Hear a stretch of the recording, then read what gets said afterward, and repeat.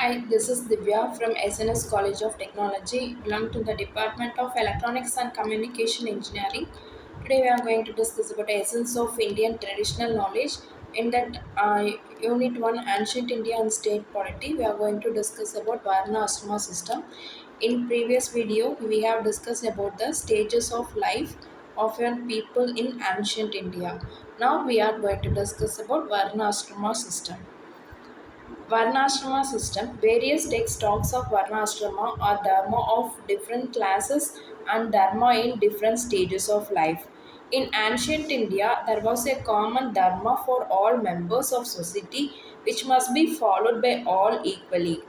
But at the same time, there were different codes of conduct for different classes or Varnas called Varna Dharma.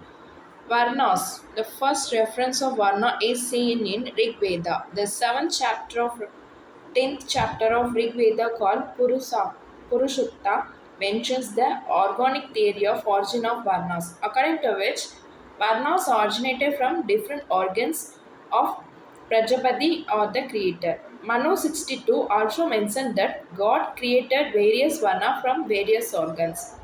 He created Brahmins from his mouth, Kshatriya from his arms, and Vaishyas from the thighs, and Sudras from his leg. Though logically this explanation cannot be accepted, but this clearly point out the varying significance of various Varnas. A much significant feature of this Varna system was that the top three Varnas, Brahmins, Kshatriyas, and Vaishyas, were described as Vijaya or twice born. Their first birth was natural birth, but they were considered to be born again at the time of Piya's Yajwarpadi Samakshra, where they were invested with the scared thread and included into the Aryan society as its full-fledged member. Brahmins. Brahmins were at the top of the Varna hierarchy. They were believed to be possess great spiritual powers, thus they had a divine existence. In law, they claimed great privileges. Normally, Brahmins were exempt from execution, torture, and corporal punishments. The main function prescribed for Brahmins were learning, teaching, and priesthood. Kshatriya. The second class was the ruling class described as Kshatriya or Rajanya.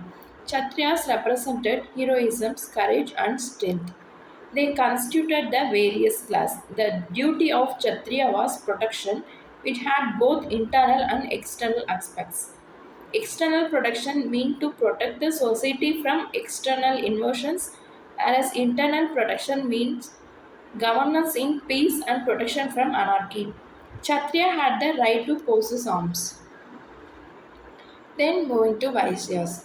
Vaishyas represented the trading and commercial class. Though they were entitled to the service of priesthood and to the ceremony of Yajnapavita, they were third in the social hierarchy. According to Manu 63, the main task of Vaishya was to keep and maintain cattle. But it seems that later on Vaishyas became economically a very important class of society. The ideal Vaishyas possessed the expert knowledge of jewels, metals, cloth, threads, species, perfumes, etc. In this sense, Vaishyas were the ancient Indian businessmen. In Brahmanic literature, Vaisyas are given few rights and humble status, but Buddhist and Jaina literature mention many wealthy merchants living a luxurious life.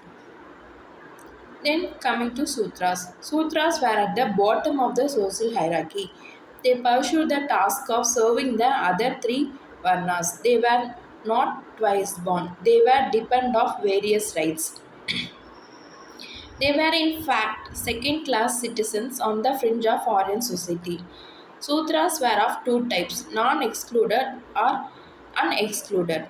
The distinction was made on the basis of customs of Sutra group and the profession followed by the members of the group. Sutras were the part of Indian Varna system, whereas Nivasta Sutras were quite outside the pale of Hindu society and virtually indistinguishable from the level of people known as untouchables. Manu 65 describes the same punishment for killing a Sutra by a Brahmin as for killing a cat or dog.